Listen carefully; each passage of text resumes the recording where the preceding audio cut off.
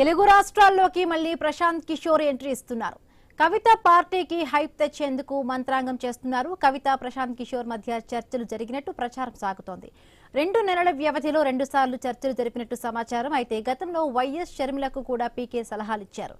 తెలంగాణలో షర్మిల వైఎస్ఆర్టీపీ పెట్టినప్పుడు ఇదే ప్రశాంత్ కిషోర్ సలహాలిచ్చారు.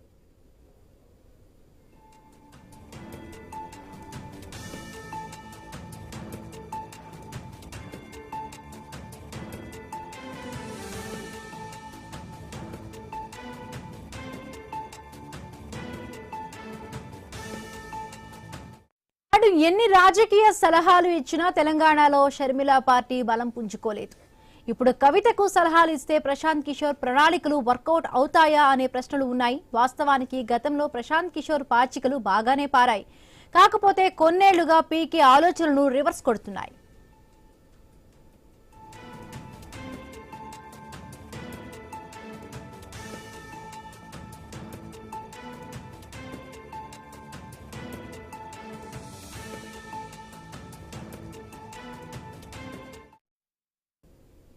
సొంత రాష్ట్రం బీహార్లో పార్టీ పెట్టి చేతులు కాల్చుకున్నారు ప్రశాంత్ కిషోర్. ఒక్క సీటు కూడా గెలుచుకోలేక బీహార్లో పీకే ఫేడౌట్ అయ్యారనే చర్చ నడుస్తోంది. మరి తెలంగాణలో ప్రధాన పార్టీలు బలంగా ఉన్న సమయంలో మరొక పార్టీకి స్పేస్ ఉందా అనేది పలువురి ప్రశ్న. షర్మిల పార్టీ పెట్టినప్పుడు తెలంగాణలో ఎలాంటి సీన్ ఉందో ఇప్పుడు ఇదే వాతావరణం ఉందని టాక్ నడుస్తోంది. ఈ తరుణంలో కవిత పార్టీకి పీకే సలహాలు పనిచేస్తాయా? సందేహాలు వ్యక్తమవుతూ ఉన్నాయి. షర్మిల కవిత పార్టీలకు మధ్య తెలంగాణ రాజకీయాల్లో ఎలాంటి మార్పు లేదని చెబుతున్నారు. పైగా రాజకీయాల్లో పీకే ఎలాంటి ఎత్తుగడలు వేస్తారో ప్రజలకు తెలిసిపోయింది.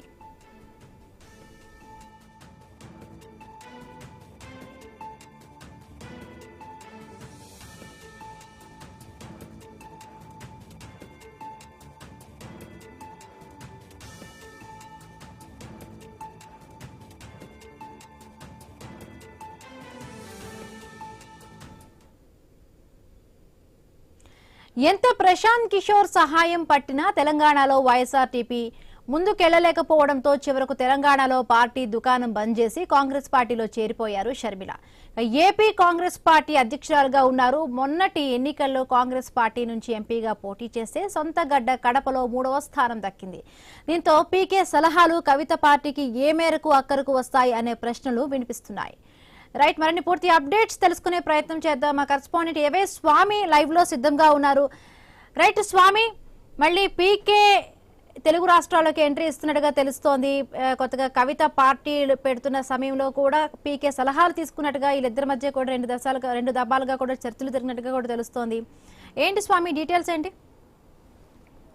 హిమబిందు బీఆర్ఎస్ పార్టీ నుంచి దూరమైనటువంటి కవిత ఇటీవలనే తన ఎమ్మెల్సీ పదవి కూడా రాజీనామా చేశారు. తెలంగాణ జాగృతి పేరుతోటి తెలంగాణ ఉద్యమకాలం నుంచి పనిచేస్తున్నటువంటి కవిత ఇప్పుడు తన సొంత రాజకీయ ప్రస్థానాన్ని ప్రారంభించడం కోసం ప్రయత్నాలు మొదలుపెట్టినట్టుగా మనకు స్పష్టంగా అర్థమవుతుంది. ఒకవైపు ఇప్పటికే ఆమె తన తెలంగాణ జాగృతి సంస్థను రాజకీయ పార్టీగా మార్చడం కోసం పెద్ద ఎత్తున కూడా వివిధ కమిటీలు వేసి దాన్ని స్ట్రెంథన్ చేసే ప్రయత్నం చేస్తున్నారు. బీఆర్ఎస్ పార్టీ నుంచి బయటకు వెళ్ళిన తర్వాత తన రాజకీయ ప్రస్థానానికి ప్రత్యేకంగా తనకంటూ ఒక సొంత ఇమేజ్ క్రియేట్ చేసుకొని తన రాజకీయ ప్రస్థానాన్ని మొదలు పెట్టాలనుకుంటున్నటువంటి కవిత ఇటీవలనే ప్రశాంత్ కిషోర్ తోటి సమావేశమైనట్టుగా తెలుస్తుంది. హైదరాబాద్లో అవుట్స్కట్స్లో ఉన్నటువంటి తన ఫామ్ హౌస్లో 2-3 సార్లు ప్రశాంత్ కిషోర్ రాజకీయ స్ట్రాటజిస్ట్గా పొలిటికల్ పార్టీస్కి స్ట్రాటజిస్ట్గా పేరున్నటువంటి ప్రశాంత్ కిషోర్ తోటి సమావేశమై అతని సలహాల మేరకు పార్టీని స్థాపించి ఎలాంటి ఎజెండాతో ముందుకు వెళ్ళాలి, తెలంగాణలో ఇప్పుడున్న పరిస్థితుల్లో కాంగ్రెస్, బీఆర్ఎస్, బీజేపీ 3 పార్టీలు కూడా పోటీ పడుతున్నాయి. మరోవైపు హైదరాబాదు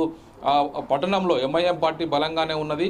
ఇలాంటి పరిస్థితుల్లో కొత్త రాజకీయ పార్టీకి ఏ మేరకు పొలిటికల్ స్కోప్ ఉంటుందనేది కూడా ఇప్పుడు అందరూ కూడా చర్చించుకుంటున్నారు. ఇలాంటి తరుణంలో కవిత పొలిటికల్ స్ట్రాటజిస్టు ప్రశాంత్ కిషోర్తో సమావేశం కావడంతో కూడా అందరూ ఆమె నెక్స్ట్ ఏవైపు అడుగులు వేస్తుందని చెప్పి అందరూ భావిస్తున్నారు. ఇలాంటి తరుణంలోనే ఆమె తనదైన సొంత పార్టీని స్థాపించుకొని ఎలాంటి ఎజెండాతో జనాలకు వెళ్ళాలి, వచ్చే అసెంబ్లీ ఎలక్షన్స్, పార్లమెంట్ ఎలక్షన్స్ నాటికి ఎలాంటి ఎజెండాతో పోటీ చేయాలనేది కూడా ఆమె ఆలోచిస్తున్నట్టుగా కూడా చర్చ జరుగుతుంది. మరోవైపు బీహార్లో ఒకవైపు పొలిటికల్ స్ట్రాటజిస్ట్గా ఉన్నటువంటి ప్రశాంత్ కిషోర్ తన సొంత రాష్ట్రం బీహార్లో జనసురాజ్ పార్టీని పెట్టి రాష్ట్రం అంతా కూడా పాదయాత్ర చేసి మొన్న జరిగినటువంటి అసెంబ్లీ ఎలక్షన్స్లో ఒక్క స్థానం దక్కించుకోకపోవడం, ఆయన ఇంత పెద్ద పొలిటికల్ స్ట్రాటజిస్ట్ అయినప్పుడు కూడా తన సొంత రాష్ట్రంలో తన సొంతకే ఆయన స్ట్రాటజీ పనిచేయలేకపోయిందనే ఒక అపవాదైతే ఇప్పుడు ప్రశాంత్ కిషోర్ మూటగట్టుకున్నాడు. ఒకవైపు ఇటీవల ఆ సంస్థ దేశవ్యాప్తంగా అనేక మందికి పనిచేసినప్పుడు కూడా కొన్ని చోట్ల సక్సెస్ అయినప్పుడు కూడా అక్కడ ఉన్నటువంటి ఆయా పరిస్థితులు అప్పుడున్నటువంటి ఎలక్షన్ సంబంధించినటువంటి ప్రతి వ్యూహాల్లో వారికి కలిసి వచ్చాయి. ఇప్పుడు ప్రశాంత్ కిషోర్ ఫార్ములా ఏ మేరకు పనికొస్తుందని చెప్పేసి కూడా అందరూ కూడా అనుమానాలు వ్యక్తం చేస్తున్న తరుణంలో గతంలో ఇదే తెలంగాణ రాష్ట్రంలో వైఎస్ రాజశేఖర రెడ్డి తనయురాలు వైఎస్ షర్మిల వైఎస్ఆర్ తెలంగాణ పార్టీని స్థాపించి ఇక్కడ పెద్ద ఎత్తున కూడా పాదయాత్రలు చేశారు, రాష్ట్ర వ్యాప్తంగా నావుడు చేశారు. అప్పుడు బీఆర్ఎస్ పార్టీ పైన ఇటు కాంగ్రెస్ పార్టీ పైన ఆమె ఎదురుదాడి చేశారు. రాష్ట్ర వ్యాప్తంగా వందల కిలోమీటర్ల వేల కిలోమీటర్ల పాదయాత్ర చేసినప్పటికీ కూడా ఆమెకు పెద్దగా వర్కౌట్ కాలేదు.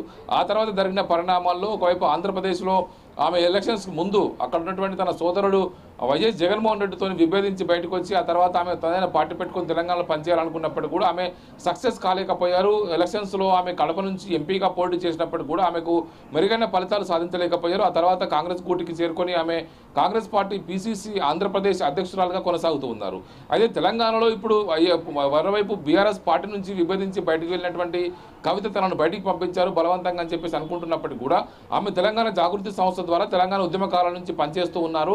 ఆమె తనదైన రాజకీయ లక్ష్యాలతో ముందుకు పోతున్నారు. తెలంగాణలో తాను ముఖ్యమంత్రి కావాలని చెప్పేసి భావిస్తున్నారు. తెలంగాణకు తొలి మహిళా ముఖ్యమంత్రి నేనే అవుతానని చెప్పేసి కూడా ఆమె ఒక పొలిటికల్ ఎజెండా తోటి ముందుగా ఒక అంబిషియస్గా ఆమె ముందుకు వెళ్తూ ఉన్నారు. ఇటీవల రాష్ట్ర శాసన మండలిలో తన రాజీనామా సమర్పించే సందర్భంగా వాళ్ళు ఆరోపణలు చేశారు. తాను ఇప్పుడున్న ఒక వ్యక్తిగా బయటకు వెళ్తున్నాను, రానున్న రోజుల్లో ఒక శక్తిగా కలిసి వస్తానని చెప్పేసి ఆమె జనంలోకి వెళ్తున్నారు. ఇటీవల ఆమె తన ఆహార్యాన్ని మార్చుకున్నారు. తమిళనాడు జయలలిత లాగా తాను కూడా రాజకీయంగా సక్సెస్ కావాలని చెప్పేసి కష్టపడుతున్నారని చెప్పేసి అనుకుంటున్నప్పటికీ కూడా తెలంగాణలో ఇప్పుడున్న పరిస్థితుల్లో ఆ పొలిటికల్ వ్యాక్యూమ్ ఆమెకు ఏ మేరకు కలిసి వస్తుందనేది కూడా అందరూ కూడా ఒకవైపు ప్రశ్నార్థకంగా చూస్తున్నారు. కానీ తాను జనంలోకి వెళ్ళి పనిచేసుకుంటూ పోతే ఏదో ఒక రోజు తనకు ఆ లక్ష్యం నెరవేర్చడానికి అవకాశం ఉంటుందని చెప్పేసి ఆమె భావించి తనదైన సొంత పార్టీని స్థాపించుకొని జనంలోకి వెళ్ళాలని చెప్పేసి ప్రయత్నం చేస్తున్నారు. అంటే వైఎస్ షర్మిల కూడా వైఎస్ఆర్టీపీ పెట్టారు తెలంగాణలో, అది వర్కౌట్ కాలేదు, ఆవిడ కాంగ్రెస్ పార్టీలో చేరిపోయారు. సో ప్రశ్నార్థకం మనకు తెలంగాణలో వైఎస్ఆర్టీపీ అనేది ఒక ప్రశ్నార్థకంగా ఉంది. సో ఇప్పుడు బీఆర్ఎస్ నుంచి కూడా విడిపోయారు, చాలా వరకు కూడా బీఆర్ఎస్ పైన చాలా మాటలు అంటూ కూడా ఆవిడ పార్టీ కూడా బహిష్కరించింది, బయటకు వచ్చారు. సో ఎంతవరకు కూడా పీకే సలహాలు ఇప్పుడు కవిత పెట్టే పార్టీకి ఎంతవరకు కూడా వర్కౌట్ అవుతాయి? అంటే గతంలో చేసిన ఏ అయితే అనుభవాలన్నీ కూడా చూసుంటారు ఆవిడ కూడా. సో ఎంతవరకు వర్కౌట్ అయ్యే ఛాన్స్ ఉంది?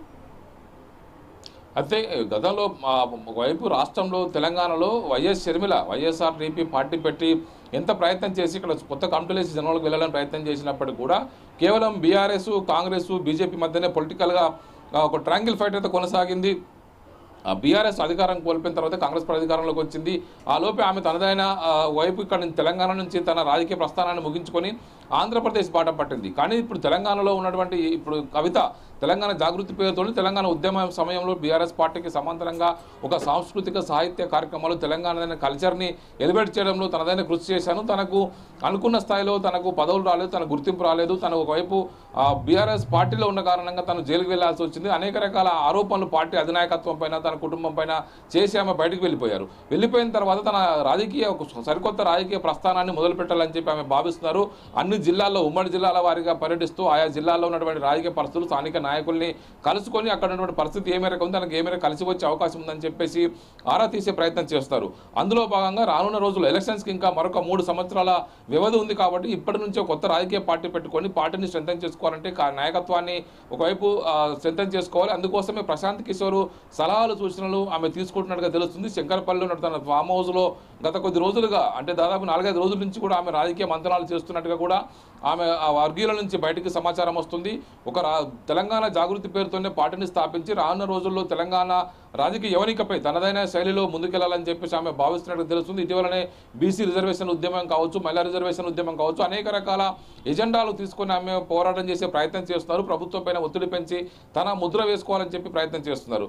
మరోవైపు బీఆర్ఎస్ పార్టీకి ఆమె దూరం జరిగిన తర్వాత బీఆర్ఎస్ పార్టీ కూడా ఆమెను పట్టించుకోవడం పనిచేసింది. ఆమె కామెంట్స్ కూడా ఎక్కడ కూడా స్పందించట్లేదు. ఇప్పుడున్న పరిస్థితుల్లో తన సొంత రాష్ట్రంలో జనసురాజ్ పార్టీ పెట్టి సక్సెస్ కాలేకపోయినటువంటి ప్రశాంత్ కిషోర్ తన సలహాలతోటి కవితను ఏ మేరకు సక్సెస్ చేస్తారనేది కూడా కొంత క్వశ్చన్ మార్క్ ఉంది. ఇలాంటి పరిస్థితుల్లో ప్రశాంత్ కిషోర్ పాచికలు తెలంగాణలో పారతాయా లేదా అని చెప్పి అందరూ కూడా ఆలోచిస్తారు. కవిత తన రాజకీయ ప్రస్థానంలో కొత్త పార్టీ స్థాపించి ఏ మేరకు సక్సెస్ అవుతారు అనేది కూడా కొంత ఇప్పటికిప్పుడు చెప్పలేని పరిస్థితి ఉన్నది. Right, thank you Swami, thanks for the updates. బులెటిన్లో షార్ట్ బ్రేక్ తీసుకుందాం.